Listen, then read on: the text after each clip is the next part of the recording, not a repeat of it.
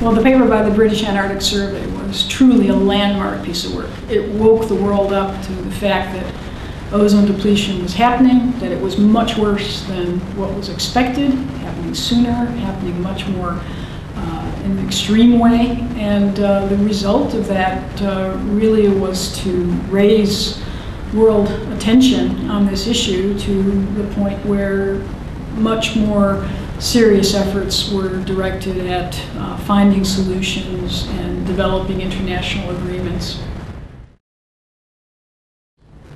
If there had never been a treaty to control the production of chlorofluorocarbons, we would see a huge increase in chlorofluorocarbons in the coming century, to the point where really you would have had, by 20 or 30 years from now, something like an Antarctic ozone hole opening up in the Arctic every year. And a few decades after that, literally those kind of depletion levels occurring essentially everywhere on the planet.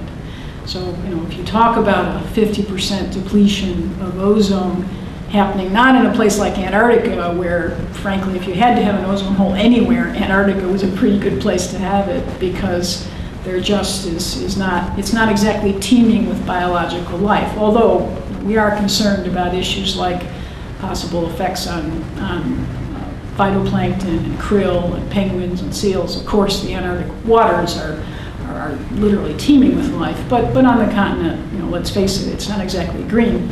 If it had occurred in the tropics, the damage would have been enormous. And if there had never been a Montreal Protocol, we now know that indeed ozone depletion levels would have reached very high levels in the tropics.